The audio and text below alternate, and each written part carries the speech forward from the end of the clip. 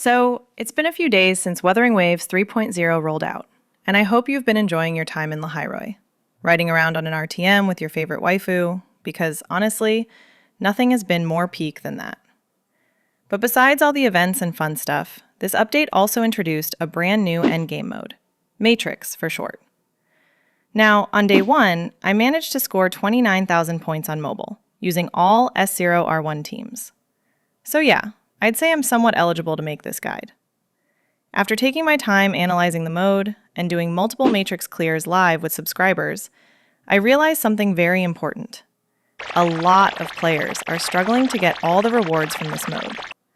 So today, I'll be sharing some crucial tips you need to know, and the mistakes you absolutely should avoid, to get every single reward from this endgame mode, even as an F2p player. But before we begin, if you find this video helpful, please consider subscribing to the channel. Now, without any delay, let's begin. 1. Resource management. Right off the bat, the first major struggle players face is the fact that you need 4 full teams to get all the rewards. You cannot swap weapons or echoes, and each character can only be used in one team, except for general supports like Shorekeeper. Now this becomes troublesome because a lot of players share supports and weapons. For example, using Joji for both Jinshi and Carlotta, using Carlotta's weapon on Calcaro, using Mortify for Gian and Augusta, and of course, Shorekeeper, who everyone wants on every team. This is where resource management becomes extremely important. Remember, you only need 5,000 points per team to claim the rewards. That means your goal is to make sure your teams don't overdo damage, but also don't fall short. Let's take Carlotta, Joji, and Jinshi as an example. Suppose your first team is a full premium setup, Carlotta, Joji, and Shorekeeper, and you score 6,000 to 7,000 points. Sounds great, but now your Jinshi team struggles to even reach 5,000 because she's missing proper supports. The same thing can happen with vice versa teams. So what should you do? You can try running Carlotta, Tauchi, and Shorekeeper and see if you can still reach 5,000. Then, for Jinshi, you can use Joji and Verena. Or, alternatively, you can try Verena, Joji, Carlotta, and then use Jinshi with Shorekeeper, plus another chord attack or skill amplifier like Booling or Mortify. Now, I'm not saying this will solve 100% of your problems, but it will definitely make things easier. The key point here is simple. Balance all 4 teams properly. 2. Master your character and rotations. Unlike Tower of Adversity, which is honestly a piece of cake these days, or Whimpering Wastes, where one meta team can carry the entire run, this new endgame mode tests both the strength and the mastery of all 4 of your teams. So it's important that you actually know what you're doing, because randomly pressing buttons is not going to cut it here, unless you have the power of Wallet backing you up. You need to learn and master your rotations, and trust me, this matters far more than you think. In fact, this might be the most important tip in this entire video. Let me explain. Suppose an unoptimized rotation takes around 28 to 30 seconds. An optimized one? Only 20 seconds. Or maybe you're using the same rotation, but since you haven't mastered it properly, it takes you 25 seconds instead. Now, that 5-second difference might not sound like much, but when you're looping that rotation for 2 full minutes, those seconds stack up.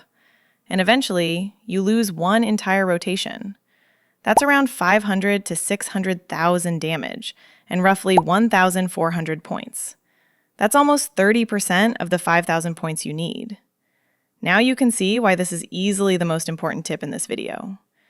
I've already made optimized rotation guides for several teams, and I've placed all of them into one single playlist, so you don't have to search all over YouTube. I'll leave the link to that playlist in the pinned comment, so feel free to check it out. 3. Right team for the right boss. Now that your teams are balanced and you've mastered their rotations, there's one more crucial thing left: using the right teams on the right bosses. And this isn't just about avoiding resistance. This was actually one of the mistakes I made myself. I knew which teams I wanted to use, but I didn't plan the order. If we look at the 4 bosses in this reset, the first 2, Monkey and Inferno Rider, are aggressive but relatively stationary. The last 2, Sentry Construct and Lampy Lemon, are easily the most annoying bosses in the game. They move constantly, and they have freezing mechanics. So for these, it's better to use teams with good gap closing and mid-air abilities. Meanwhile, your ground-based hypercarry teams perform much better on the first two floors.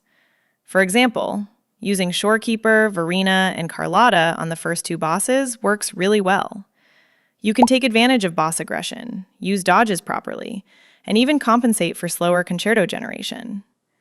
Then, you can use Verena, Zhizhi, and Jinshi against Sentry Construct.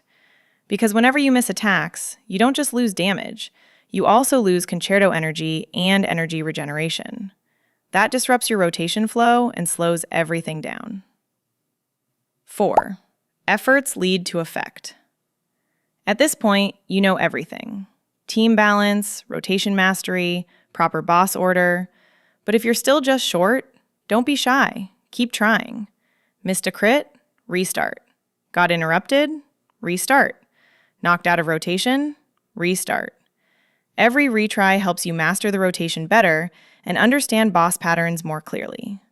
Do you really think I broke the world record for fastest mobile clear 5 times in just a few attempts? No, not even close. So if you're very close, keep pushing. You will get it. And if you feel like you're still far away, that's completely fine too. This is only the first reset, and it lasts until the 1st of January. You have plenty of time to upgrade characters, fix weak points, or even pull new units. And honestly, the hardest reward here only gives 60 astrite. You're not missing out on much. So relax. Take your waifu on a long RTM ride. And remember the most important thing in the game. Have fun. So that's it for today's video, guys. I hope this guide helps you clear your endgame content more comfortably. You can join my Discord server for further discussion. And don't forget to like the video and subscribe to the channel. I'll see you all in the next one.